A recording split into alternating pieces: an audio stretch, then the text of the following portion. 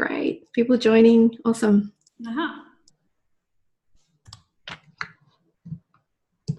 Good to see.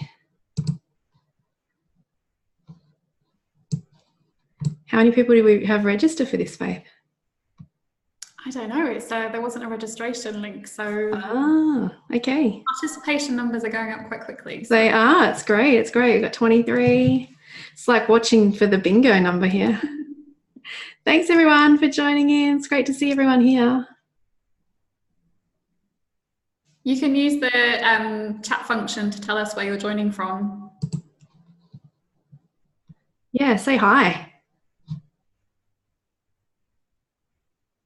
Oh, a little trick with the chat box here is make sure to select all panelists and attendees if you want to share something with everybody, because otherwise it just comes to us.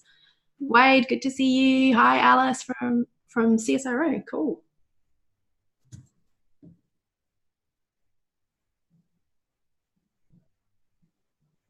There you go, Faith. You've got a New Zealander.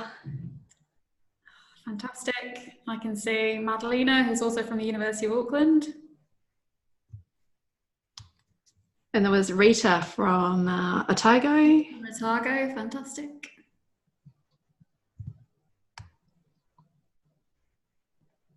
Hi, Carolyn, Southern Cross, Julian, UTS. Yeah, great.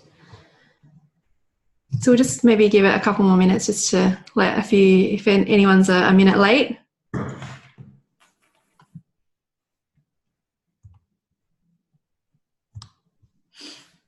If you're just joining us and you want to say hi in the chat box, please do. Oh, hi, Fernanda from Otago. We've got Leah from UOW. Oh, and Zoe, who's in New Zealand, who's manages research for fire and emergency. Fantastic. That sounds interesting. Hi, Debbie Bullock. Good to see you. Familiar name. Oh, hi, Anna. Good to see you here as well. Great. Numbers are still popping up. It looks as though we're going to get some good discussion. Yeah, it's great. Everyone's chatty at lunchtime today. I like that. Oh, it's the post-afternoon slump in New Zealand, so. Oh, that's it then. They'll be there. But they're being chatty. It's all good. So just a trick for people who are joining in, if you want everyone to be able to see what you're writing in the chat box, down the bottom where you type the message, there's a little tab that says all panelists. But if you can click down on that before you write things and just click all panelists and attendees if you want everyone to see the question you might have or any other comments, and that way everyone gets to kind of communicate a little bit better. Great.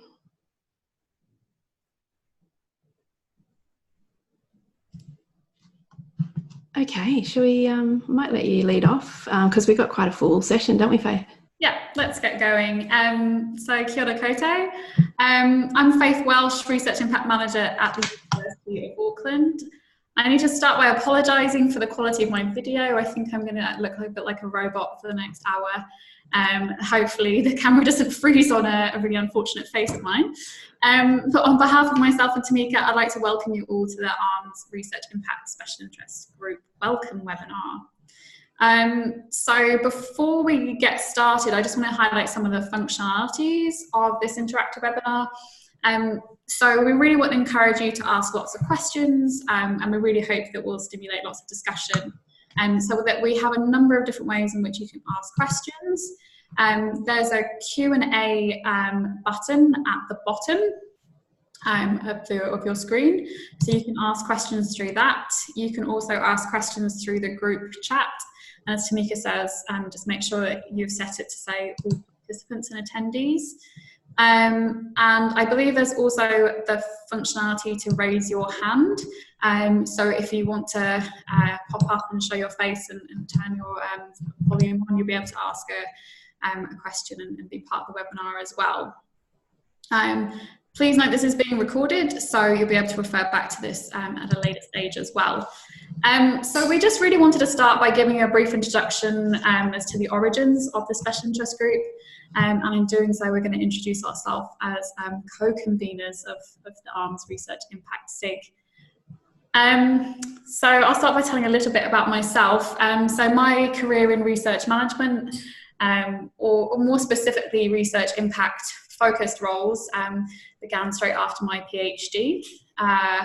During my PhD, I was part funded by a veterinary pharmaceutical company who essentially used my research results as propaganda to help sell a product.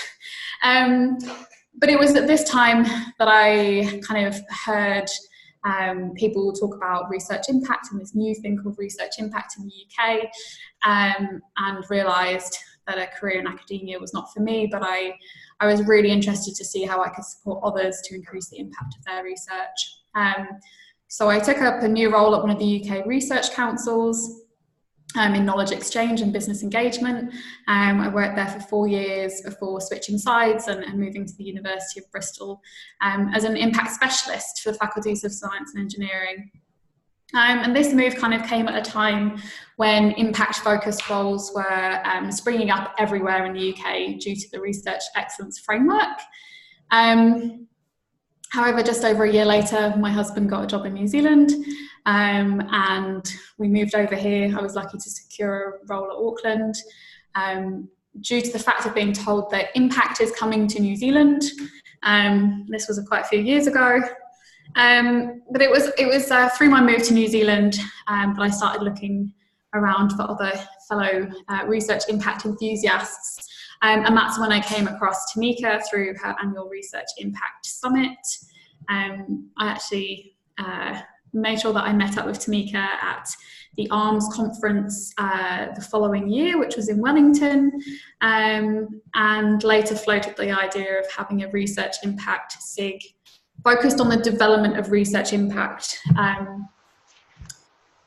Similar to the ARMA Research Impact SIG that I've been exposed to in the UK. So last year, the role of Research Impact Manager was established at the University of Auckland, and I was lucky enough to secure that role. And this gave me the opportunity to actually properly collaborate with Tamika, share the proposal with ARMS at the end of last year, and it's given us the ability to launch this SIG. So I'll hand over to Tamika now, and she can tell you a bit about herself. Yeah, great. Thanks, Faith. And yeah, I think I know quite a few people online, which is great. So I am Tamika Heiden, and look, it was fantastic to meet Faith, obviously, when she reached out to me, and it started all of this. So thanks, Faith, because it was definitely a driving force from New Zealand.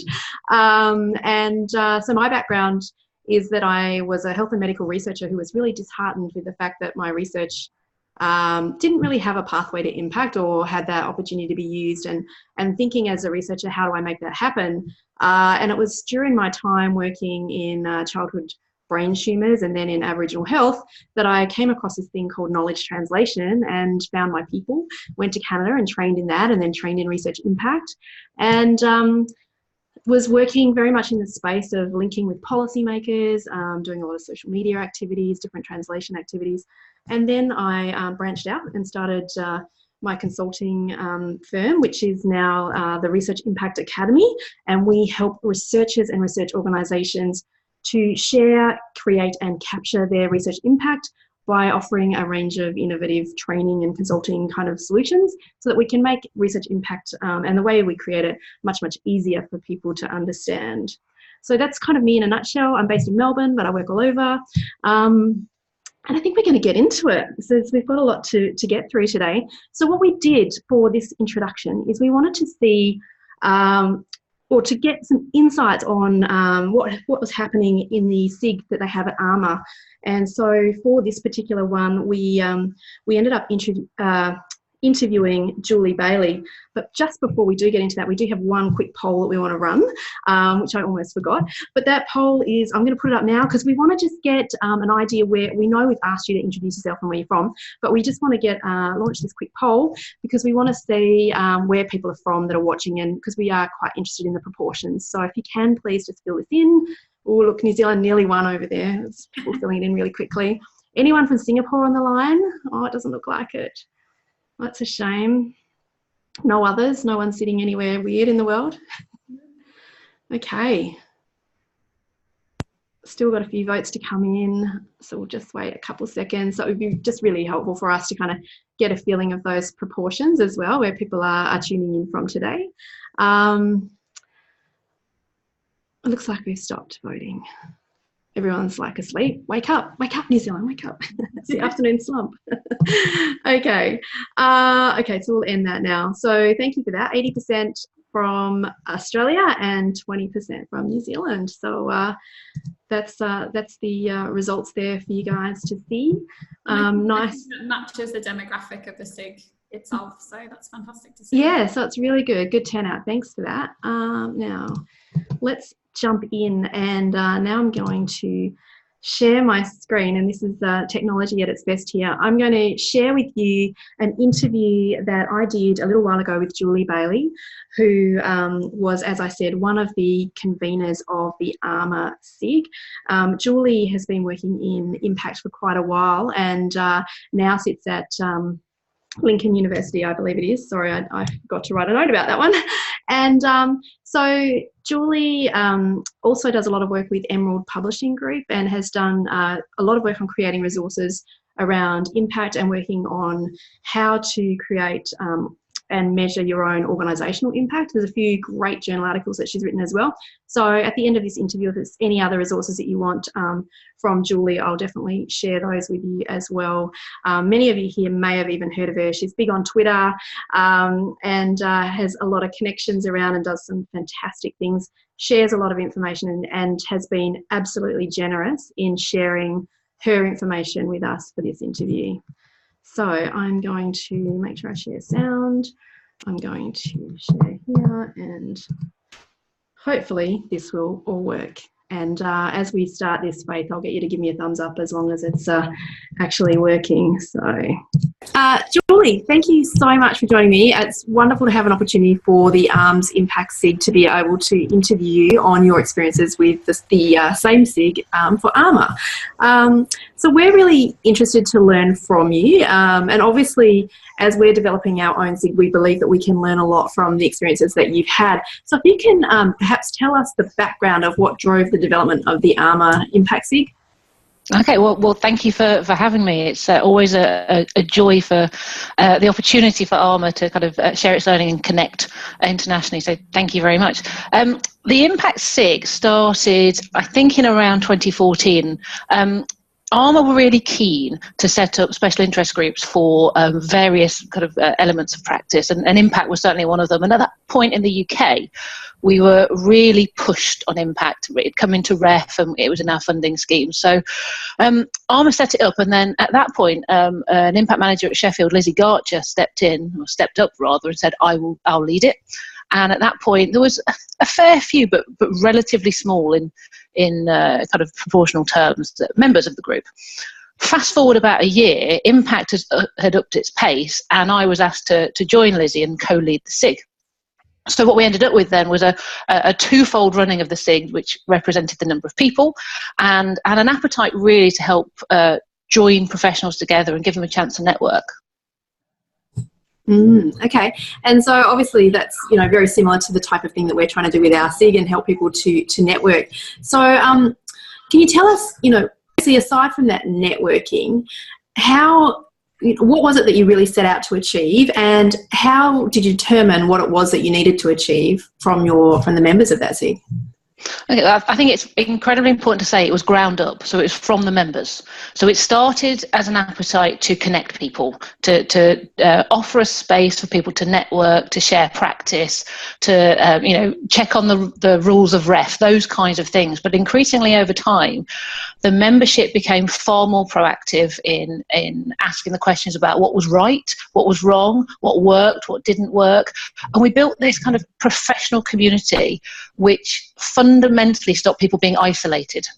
And I think that was one of the key drivers for the SIG beyond its kind of first inception, was we had impact officers all over the country in different universities, but very often the only person.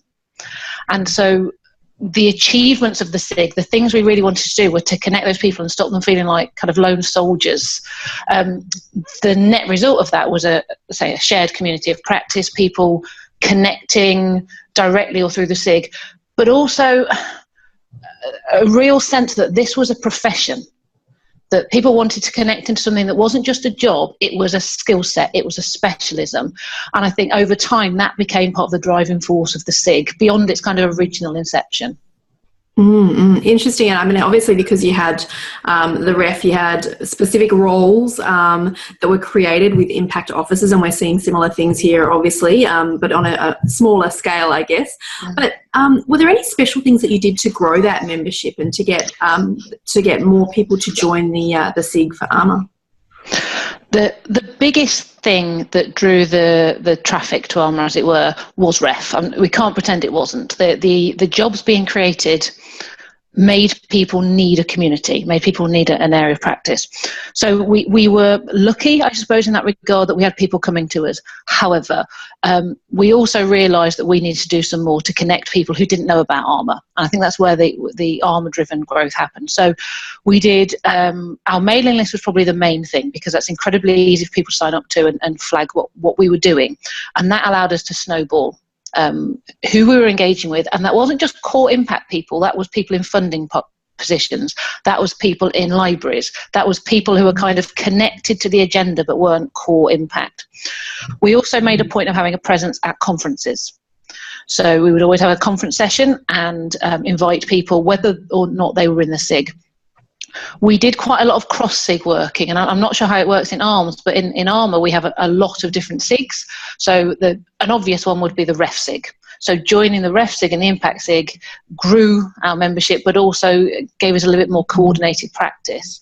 I think where we struggled most was to connect with those people who weren't already aware of ARMA. But that, I think, is a bigger issue than impact. I think that's a sectoral issue about who gets engaged in these communities. So yeah, really snowballing, going through the existing links we had and offering the space for a voice that wasn't elsewhere. Yeah, absolutely. And I think that really is key to those people feeling like they're in silos and they need that support. You mentioned there about the coordinated effort of bringing multiple SIGs together. We do have multiple SIGs as part of ARMS, and I know they're different focus.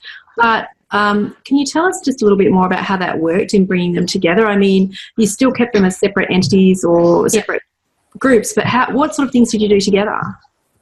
Okay, so one of the other connections within ARMA that helped this was our training and development program, for example. So if we were running an impact training day, we would invite someone from the ref SIG to come and present on ref. If ref were running something, they'd invite someone from the impact SIG. So there was a kind of a structural connection in that respect. We also had cross-posting on mailing lists. We had, if we launched a survey, we'd ask other SIGs to kind of flag it for us, those kind of soft things. But I think the most formal way it worked was in some of our consultation responses, in that we became aware of various, I'll say bad practice, I don't want to suggest it was harmful, but things we would want to have addressed around impact. So we joined with other SIGs to co-write responses to government and those kind of things. So very much structural within ARMA, soft kind of connections, and then these more joint outputs. Great, thank you. So what type of activities did the SIG run or is running? I mean, it's obviously still existing. I know that you've stepped down from that role now, but so what are the types of activities, and what are the things, I guess, out of those activities, what did you find to be the most valuable, I guess, for lessons learned for us in terms of where to spend our time? Okay, so the SIG has always run a conference session. I mean, that's the part of the mainstay. That's incredibly useful, but obviously only gets the people who are able to go to conference. So it's something we still run. We had it last week. We had the conference session, incredibly well attended, but does only meet the needs of those who can respond. We have always run kind of virtual activities and mailing lists and so forth, but hit a slight wall historically with running regional events for various reasons, and ARMA went through various changes, but that has now been picked up, and that's looking to be one of the more valuable things we do. So obviously our geography is much smaller than yours, but we have 3 new SIG leads. We have Anthony Atkin in Reading, we have Lucy Jarrett and Alicia Peart up in Northumbria. Now that gives us a north-south divide. So they have been running regional events in the north, regional events in the south, to give people spaces where they can connect with their peers around where they are. So I think the regional groups have been, or will certainly be, one of the bigger wins for the SIG. But beyond that, it's had to be far more virtual, and setting up things like Google Docs so that we can co-develop responses to government, those kinds of things. So I'd love to tell you there was a suite of wonderful things we've done. There have been, but I think we all had always wanted to do far more. And I think now with the new SIG leads in place, there is an opportunity to do that. Fantastic. And obviously you've got a captive audience because of REF, and everyone wants to get help and support and be part of the community. We do, and it's going to be interesting for us because our REF finishes next year, the current round of REF. So we submit our case studies in November 2020, but all the impact has to have been delivered by the end of July. So all of these people have been employed in REF roles, potentially are no longer in post or potentially out of work. I think that's something that really has worried us as a community. But the future for the SIG has to take that into account, this kind of potential loss of people in roles. So it's an interesting future for us, I think, in the UK. It's been pumped full of REF, and REF isn't going away. But quite how that looks straight after 2020, I think we're all slightly unsure. Yeah, it's a really good point, I guess, around the membership of the SIG, people's roles, and what happens at that immediate point after an assessment where perhaps their roles are quite different, or maybe those roles are decided they're not needed. Yeah, and I think that is one of the biggest values of the SIG looking forward, is to hold that memory of what works and what doesn't, because the risk is that as these people leave roles, the specialism is lost. So I think for us, it's crystallising more now, but it's always been that sense of community memory of what's good, what works, what doesn't work, and so forth, and impact. Yeah, absolutely. And it's kind of like that knowledge management, I guess, that piece of holding that knowledge from what we've been through before. So absolutely vital. Now, did you develop any structures, or what structures did you develop that help you to facilitate any networking and sharing of best practice between the members, aside from the events you've already talked about? So we have used the ARMA structure, and that has slightly changed over time. But broadly speaking, we have an ARMA board, and underneath the ARMA board are a series of committees, and underneath the committees are a series of working groups and SIGs. And when I was the Impact SIG lead, the structure was me, because I served on the committees and working groups and so forth. And that was enormously helpful, actually, just to have that flow through. So that one of the structures would be the membership would flag areas of training need. I would take that into the training committee. We'd deliver training on that suite of issues. And then the board would oversee the kind of, the overall scheduling and so forth. That process, that up and down process of members flagging issues and us taking issues back down, has been the most useful structure, just a direct up and down relationship. Since we've changed SIG leads, we've had to uncouple all of those processes, and it's been quite challenging, because it's only when you try and hand over to people to take over a mixture of roles you realise how interweaved everything was. So what we now have is the SIG leads who sit in their geographically separate but coordinate the SIG together. They work with the members in terms of emails and inviting responses and so forth, to then flag need up to the training committee, who will then put on a training event. I've just handed over leadership of the training events to the SIG leads as well, so they will deliver the same training. So I think effectively the structure was to make the SIG leads also the training leads, and use the existing board structure to facilitate comms, marketing, bookings, coordinating consultations, etc. Yeah, good point. Okay, so that's really important to that flow through, and I think that's something that we'll need to think about as well, as we are developing up our SIG much more in the future as well. So You mentioned briefly already around some things to do with consultations. So during your time with the SIG, did you respond to consultations? Obviously, I think yes. But how was that process of responding managed? We've responded to a few in different ways. So one that jumps to mind was the New Zealand. They're looking at how they may bring impact in to their science assessment. So we wrote a consultation, and by we, I wrote it, but it was drawing on the experiences of the rest of the SIG. And the reason I wrote it on that one was because of time. It was just a very rapid response needed. But it was very much on behalf of the SIG, and that was said in the document because it came from the experiences of those. But the process was the consultation came into ARMA, the consultation question came down to me, and then the response was made. Had there been more time, I would have then passed that down to the membership and asked the series of questions and kind of synthesised them. That wasn't possible in that experience, but we've done the same with REF. So when REF puts out consultations, we have said we want a response. So we've put out the questions to members, then synthesised their responses and put it back in as a kind of formal ARMA document. They are responses to consultations that have been issued. What we've also done is raised issues when we have seen them, when other people have not been aware of them. So, for example, the data protection issues, so GDPR, we had that kind of newly come in not that long ago. And at that point, there was very little clarity on what that meant for evidence of impact. So if you think about it, when you're collecting evidence of impact, you're asking people to give personal details about who they are and give very discrete details about what changes happened. That might be sales data, it might be patient changes, it can be quite delicate data, and there was nothing. So we issued a paper to REF saying, please be aware, these things, we require statements on GDPR for this, this and this. So that was one. Another one we did was around kind of unintended consequences on people. So one of the things we've noticed across the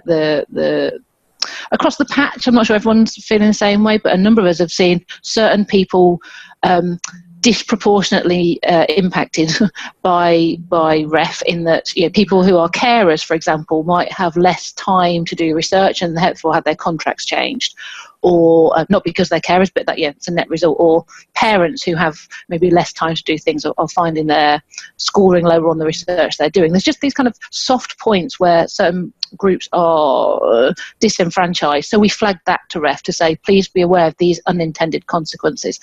That has only and could only come from the community conversations we have, where people have said, I met with an academic, they said this. So we've responded formally, either through myself or through kind of synthesised effort, but we've also drawn to attention some of these issues to take upwards. It sounds like, from what you've experienced and the things you've gone through, it sounds so much more, I guess, mature than where we're at with our circumstance here, and it's going to be really exciting to see how we can grow that. I would agree, and I think we've had to do it at pace. I mean, we've really had to jump in. We had to jump in, 2011, and I think we're unpicking a few things still, but it's had to get more mature. There's been no choice, but I think that's also a luxury in that we've had the opportunity to do that. So I'm kind of slightly envious that you get to do that as well, but I think it'll be exciting.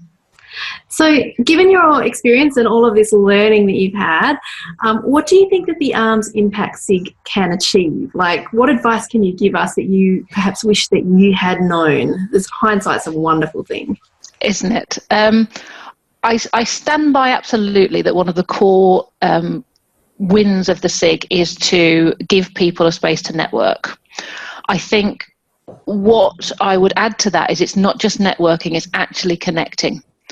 And it's about mentoring. It's about sharing the good and the bad, and offering a safe space by which people can say, my institution is doing this, that's wrong, isn't it? Or my institution is doing this, that's right, isn't it? And not being afraid to have those conversations. So the safety of that space is paramount. Whatever you do, that is key. Beyond that, it's about giving everyone in that community a voice. That might be getting them in to do training. That might be getting them to write blogs. It's about shifting them from being a single person in an institution being told to do impact to being part of this community of discourse, of criticism, of joy, of whatever it is, joining them up for a purpose. And if you can do that, you definitely have won. Yeah. So, I mean, obviously there's the networking and there's the live kind of interactions. And like you've already said, we're quite spread out here. And if you're thinking about, you know, we've got New Zealand and then we've got parts of Asia as well. And then Australia being big even in its own. Did you guys use, aside from email, I'm guessing you used a lot of email, but did you use an online kind of platform for people to share and to discuss in between time? Was there anything like that, or? There was, and then it got paused, and then it's being brought back again. So we have a discussion function on the ARMA website. For various reasons in terms of web development, that got deprioritised because we had other things we needed to do. It's been an interesting one because there's been a real call and a wish for that platform, but then people like the ease of an email dropping into their inbox. So we haven't reconciled that yet, but I think we're moving more towards that platform. Where we have used a sharing platform is more for kind of document creation, like for consultations and so forth. So discussions have still sat on an email, documents and editing things has been centralised. Okay. And I mean, I can understand with the editing and documents being centralised and that type of thing. I guess it's going to be a really good discussion for the people who watch this webinar to really start to think about what types of platforms they would want to use and share on. Yeah, and I definitely urge you to find something centralised. We got locked into email, quite rightly, quite understandably, but there's got to be better versions out there. Yeah, I think we all get too much email, but I also think you need something where people already are. I mean, one of the problems can be if you've got to log into something new, it can be really tricky. So I know a lot of social media, you've only got to look at the conversations that happen on things like Twitter where people already are that are quite handy because it's just there. Exactly. And it's that balance. So whatever you're using, that's what to go with. Yeah, great. So how do you think that ARMA and the ARMS SIGs could possibly work together? Would you see this as something that could happen through, say, the RISE group with iNorms?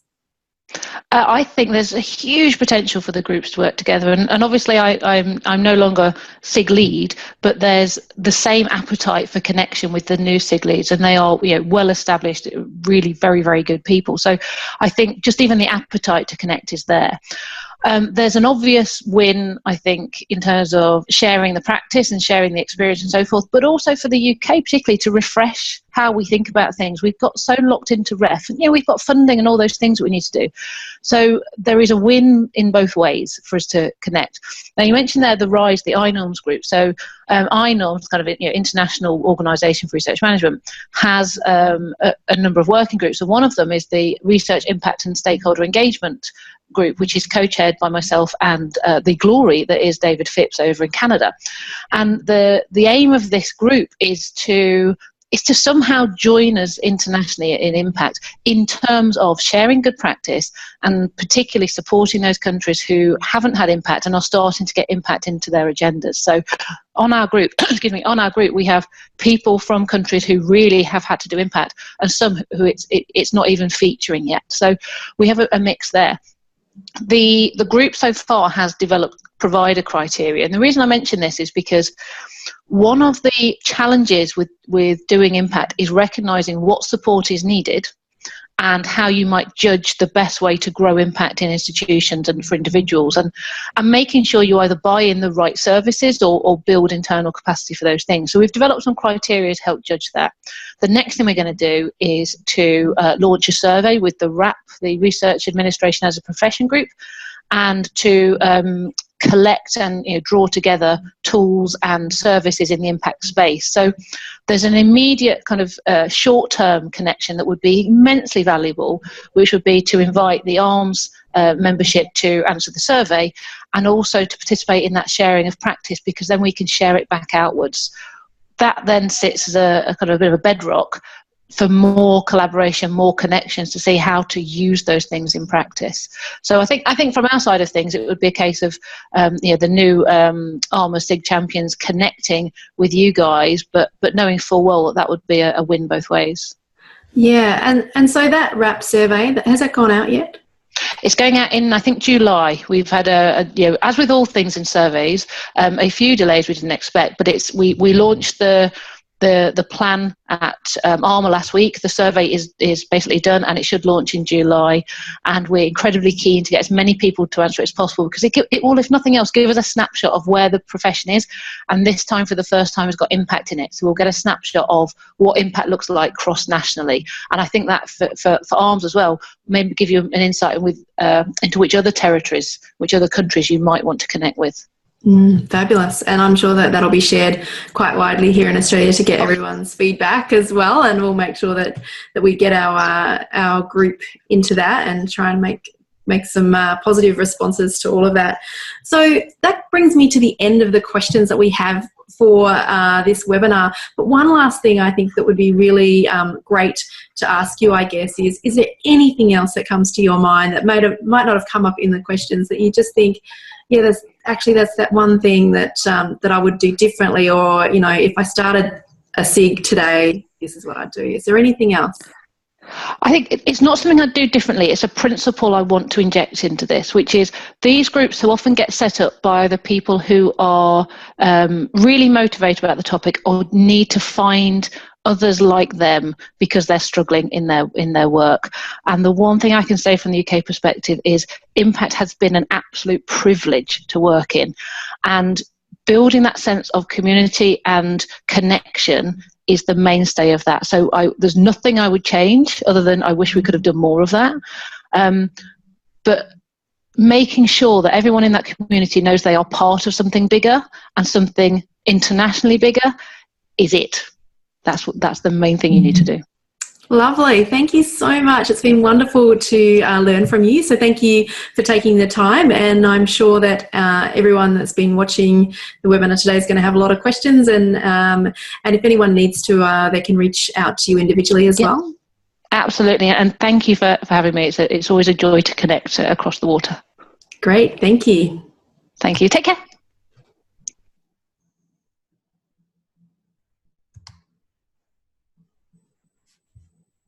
Okay, great. So, yeah, I'm glad watching yourself is great. So we are happy to take questions. There's some in the Q&A box now, but please do send in any questions. So I'll just read. Do you want me to read them out? And sure. And then happy for you to kind of approach them, Faith, if you want as well. People have heard my voice enough. So how do you assess the research that takes time for impact to occur? For example, the fundamental research. Good question. How do you make sure the current research assessment does not disadvantage the currently ongoing fundamental research? Cool. I'm happy to start taking this question. I think from my perspective, this is where the ARMS Research Impact SIG is going to be really interesting in terms of we have different drivers within Australia and New Zealand around research impact. So I feel like in New Zealand we're quite lucky in the fact that we don't have this assessment driver. And so we can really help support the development of a kind of a productive and supportive culture and infrastructure within our universities to increase the impact of research without worrying about the measurement. I'm really with understanding that research impact is not for everyone and it's not for every researcher. To answer your question a little bit better, obviously my experience in the UK is from being involved in the UK Research Excellence Framework, which was a large assessment process. But I will point out that my role wasn't, I was always having to remind people that my role wasn't because of the REF, but my role was to support researchers to help develop impact if they were interested in doing so. But essentially we did need to care about the REF as that brought in quite a lot of funding to the university. So I don't believe that every single researcher has to care about the research impact, but I do think that every researcher should be encouraged for their work to be as open and accessible as possible, so that the next slightly more applied researcher has the ability to take those results, take those databases, take all the data and do something with the research. So yeah, that's kind of my thoughts around that. I don't think impact is for every researcher. I don't think every researcher should be forced to to have to do the impact themselves. There's certainly no such thing as a super academic, and we shouldn't expect our academics to be such a thing. Yeah, absolutely. And I think just from an Australian perspective, I think our assessment is small enough that we're not really impacting on fundamental research just yet. However, we are seeing funders in the ex-ante type impact asking for those impact pathways and things within their grants. And if anything, there's a lot of talk there about the focus of funders moving towards more applied, but we're seeing in New Zealand they use this model and they just have different funds for different types of research. So that seems to kind of work really well. Faith, did you want to mention anything more about that in terms of the split from funders funding different types of research? Yeah, I mean, it's an interesting funding environment in New Zealand, very different to one that I've come from previously. We do have the Royal Society, which mostly focuses on funding that fundamental research and researcher-led questions, whereas the Ministry for Business, Innovation and Employment, they fund a lot of more challenge-focused research. So we do have that quite clear split at the moment. Yeah, great. Okay, next question. How do you resource impact measurement? Where do you start? How do you start? What happens when teams complete their research? How do institutes support? There's a lot of questions. How do institutes support follow-up? How's it all recorded and used to improve the research effort, resource inputs at various levels? Wow, that's a lot of questions. That is a big question. I'm happy to start trying to answer this big question. So in terms of resourcing impact measurements, as I said again at the beginning, I do worry that having an assessment drivers, particularly in the UK and in Australia, has meant that we're more focused on measuring the impact than supporting it to occur in the first place. So certainly here at the University of Auckland, we are putting an emphasis on creating an environment and infrastructure and support available to achieve impact. But we do have the luxury in the fact that we don't have to necessarily focus on the measurement. When it comes to resourcing impact measurement, I think it's challenging. There aren't natural roles available within the research management profession necessary to focus on this. My experience in the UK was a lot of us that were on impact focused roles, and it's particularly mirrors what Julie has just been saying, were fixed term, linked to the assessment process, and so they weren't particularly secure roles, and it does mean that come to the end of that assessment process, those people would leave, and therefore you would start potentially missing impacts just because you're not following up on those. I think it's good to build in measures into the research design that allows you to collect information on your potential impact in the future, and allows you to kind of come back and ask those people how your research has benefited them in the future. And then I don't want to talk too much. I don't know, Tamika, if you want to butt in now as well. Yeah, look, it's a tricky one because there's a lot of questions in the question. I guess I notice another question down lower from the same person that says, can you comment on various impact tracking tools available and what would you recommend? I know of only a few and have only witnessed a few, so I can speak to what I know, but I'll also just caveat that with haven't seen all of them and don't know all of them. The one that funders use typically is Research Fish, which is more of an open box, type in your kind of impact efforts. There are some impact modules attached to traditional research management software. I can't remember exactly which ones. And there's Vertigo Ventures have the Impact Tracker, which is more of a project-based tool where researchers use it for their projects. And that is a very interesting one because it has a taxonomy that guides your thinking about impact and sort of helps to understand what it is as well. And I believe there is an Australian option as well I haven't seen inside it, so I can't speak to it, but there is something called REAMS, as far as I'm aware. Someone else here may have some information on that. Okay, next question from Jenny. How many researchers should be included in the SIG? Well, I think the great opportunity we have through ARMS is to focus this on the research management side of things. So, I mean, I doubt researchers would be particularly interested in what we're doing here, but I know that internally at UOA we have kind of an internal community of practice, and we are 50-50 professional and academic staff who care about research impact and how we support it and change the culture within our university to achieve it. So there definitely is a role of researchers in this conversation, for sure, because we're both key players in ensuring that research impact occurs. Okay, so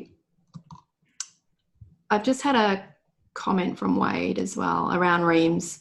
So he's put a link in the, do you want to reshare that link, Wade, that goes to all panelists and attendees so everyone gets the REAMS link, please? That would be great, because at the moment it's just going to all panelists. So I think, yeah, I mean, with researchers' involvement, it would, I think people with a dual role, because in my opinion, I think it's people who probably are working on the higher levels of management for this particular SIG.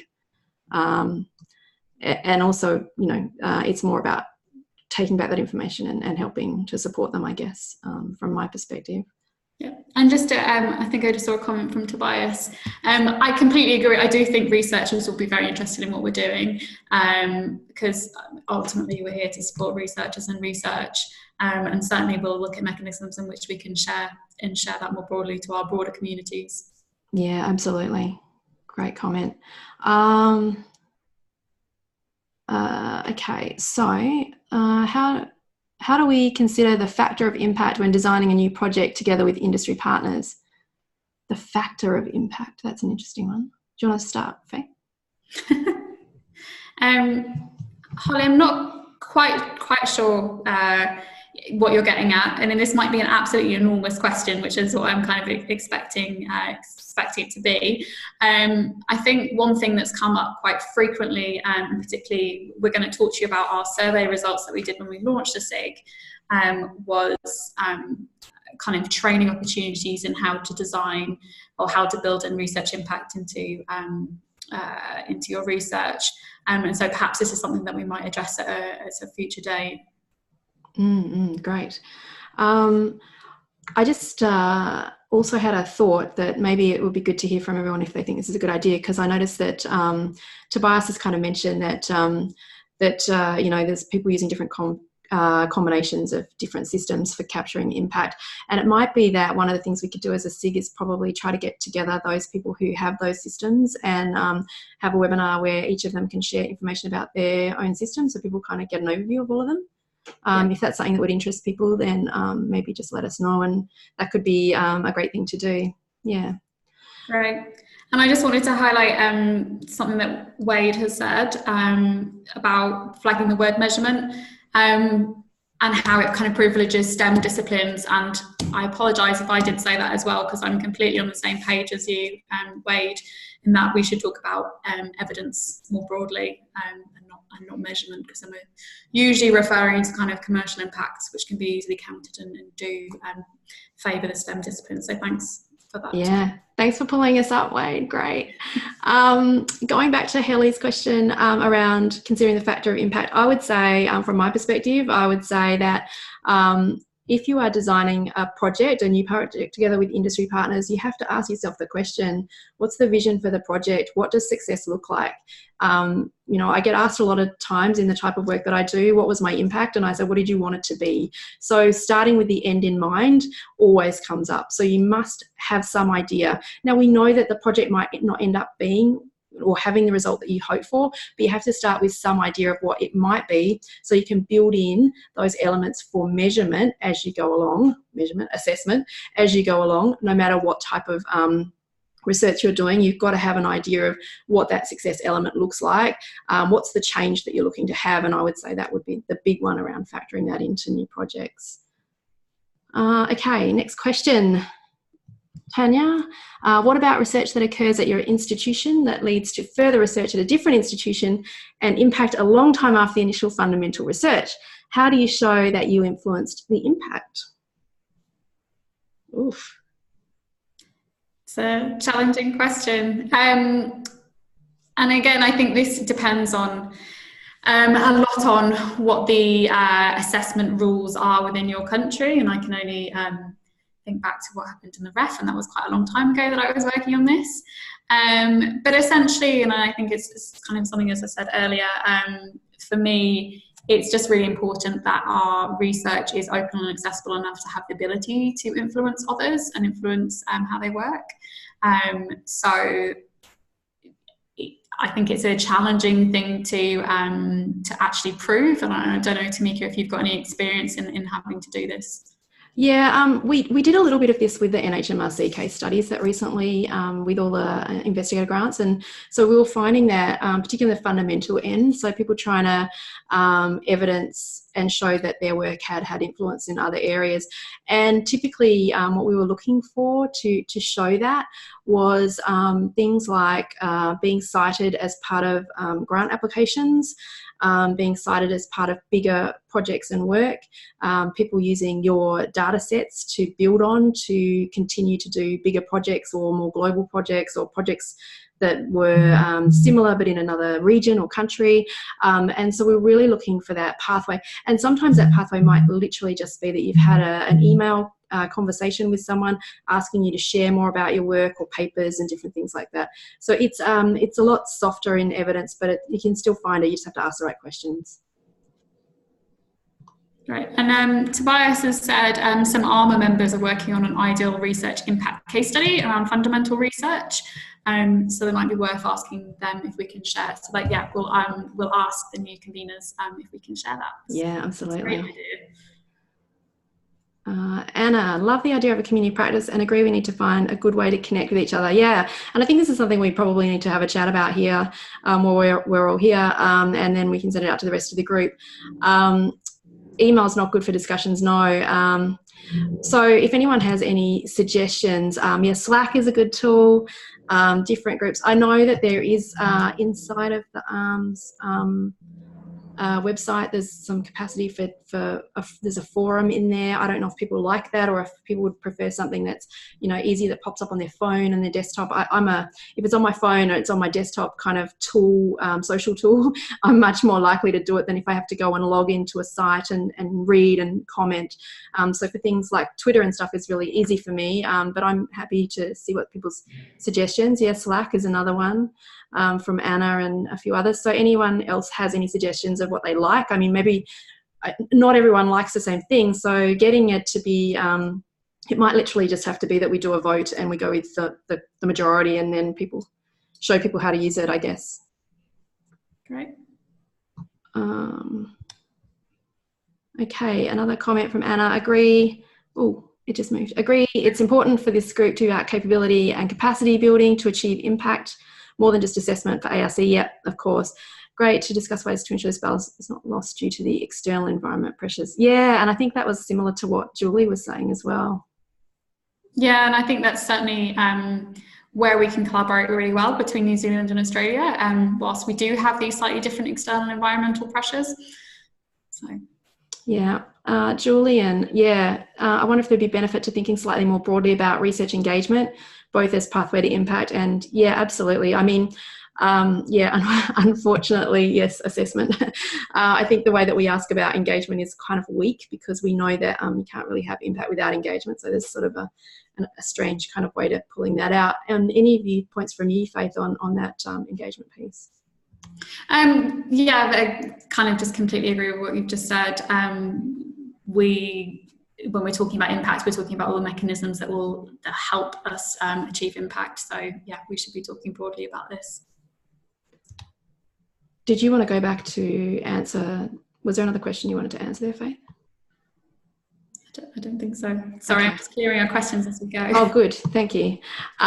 Okay. I'm interested in how the UOA decided to create her role, and was there a change in uni priorities? Yeah, well, I can hopefully talk to a part of this. Yeah. So the University of Auckland, we went through a restructure in research support services offered which went live at the beginning of last year. We changed from a centralised research support structure to a devolved structure, but as part of this, there was a new office that was created called the Office of Research Strategy and Integrity, which is where my role sits as Research Impact Manager. So our team, Research Strategy, we work directly with the Deputy Vice Chancellor of Research. And the reason my role was created was more looking at, well, there's quite a number of reasons. One, that our funders in New Zealand are changing their emphasis on impact and an impact assessment at the funding stage. Particularly the Health Research Council in New Zealand is one big example. They're putting an increased emphasis on research impact assessment criteria. But two is really looking at the kind of international landscape, and that actually there's a important driver to support research impact beyond just the assessment driver.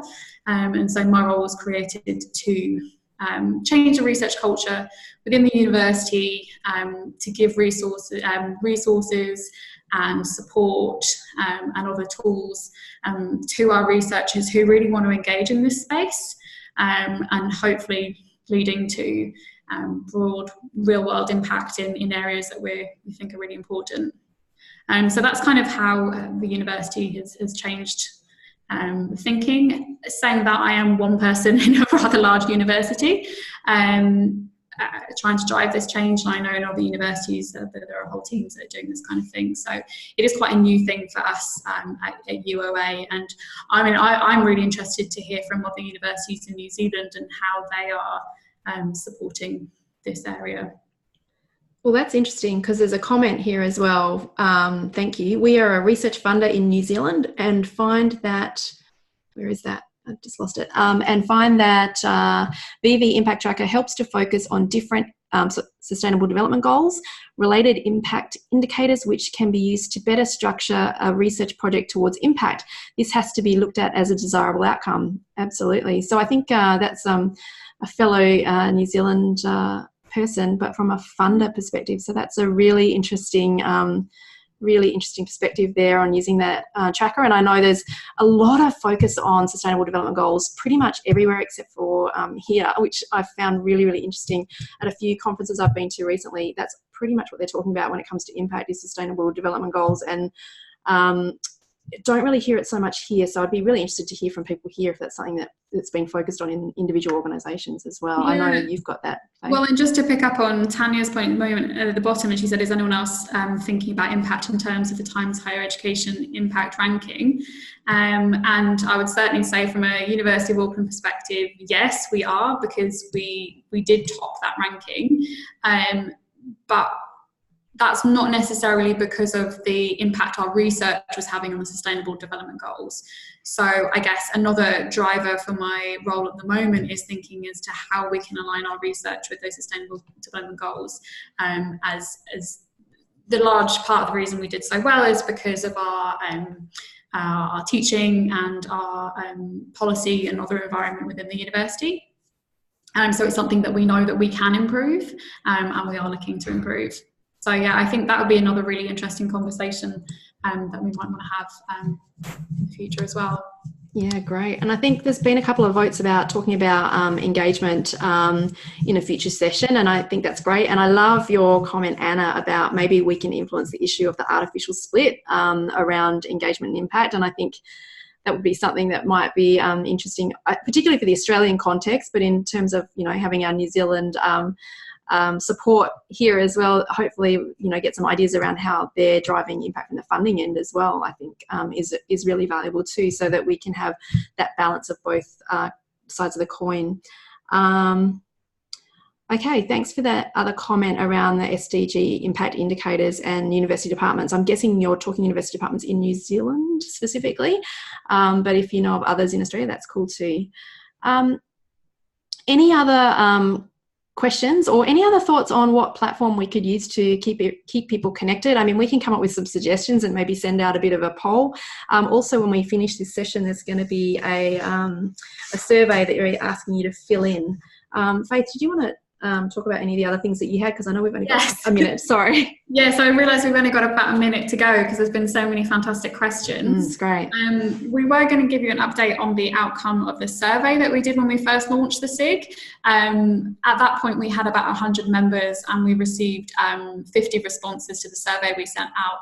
We know that as of a couple of weeks ago, we had well over 200 members, and I don't think we have time to go through the initial results. So it's probably a really good moment to say that at the very end of this webinar, we're going to resend that survey link so that anyone else who hadn't filled it in can fill it in, and then we will share those results with the members.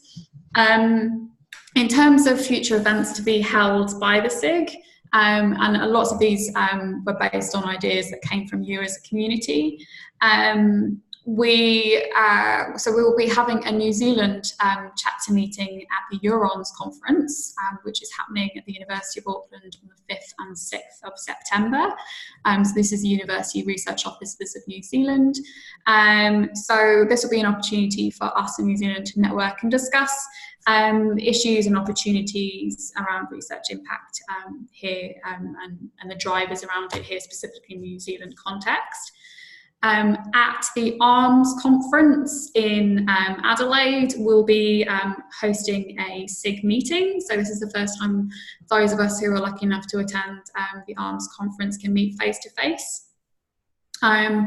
We'll make sure that we'll be highlighting sessions of interest for you at the ARMS conference as well. We're hoping to have at least 3 events per year. So that's what we're pretty sure we can manage right now. Hopefully we can do lots more kind of ad hoc things online, as this seems to be a really great way to engage with everyone. If you have any relevant job opportunities, we'd love to share those on the forum. You can do this yourself, so on the ARMS forum. But as we've been talking about, we might want to think of a better way in which we can share this kind of information. So if it's by a dedicated mailing list or something similar, then we will do that. And yeah, please let us know if you'd like to contribute your expertise in any way. What I really liked from Julie is how she was saying that this SIG really gave a sense of community and connection, and I think that's really why I had a desire to launch this SIG, is that we can learn so much from each other and each other's experiences, and so yeah, it'd be great to have as many people volunteering as possible to share their knowledge and expertise.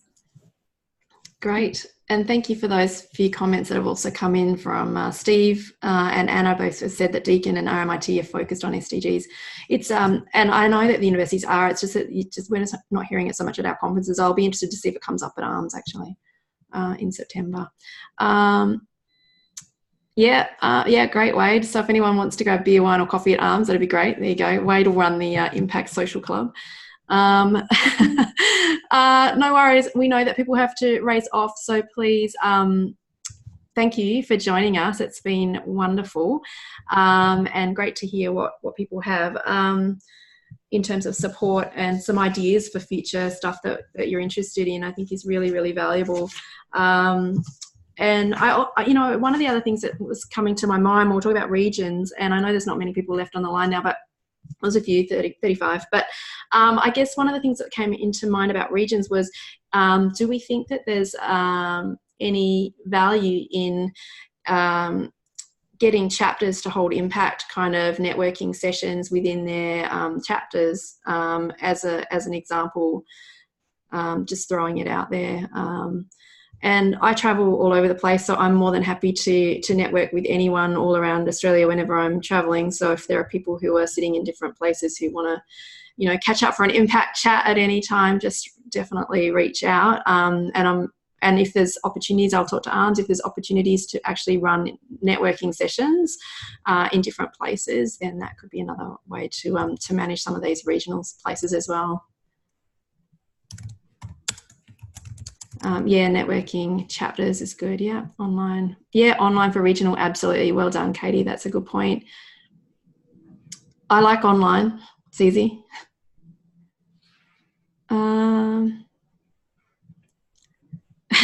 Wade, social secretary for the C. There you go. Excellent. I like it, Faith.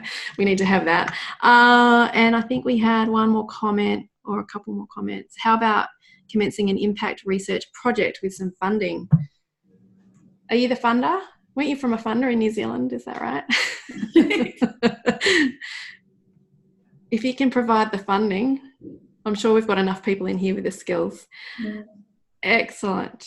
So don't forget to fill in the survey. We'll send out maybe a follow-up email. There was a question about sharing from Tobias about sharing the list. I don't even have the list of attendees. I'm not sure how we go with that in terms of privacy. So I'll ask ARMS. Great. Funding by collaborative effort. I like it. Political decision. Excellent. Thank you.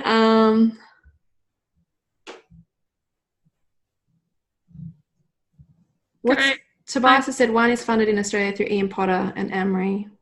What was that about, Tobias? That was an interesting comment. I think there's been so much chat, I've lost the stream. Yeah, exactly. Okay, thanks everyone and have a great afternoon. Developing research impact framework for MRI sector. Yeah, okay. Cool. Yeah, thanks to everyone for joining us. See you at Eurons and ARMS. Yeah. And reach out with anything. We'll send out something about how we're going to communicate. I think it's going to be the first kind of thing that we need to do. Thanks, everyone. Have a great afternoon. Thanks.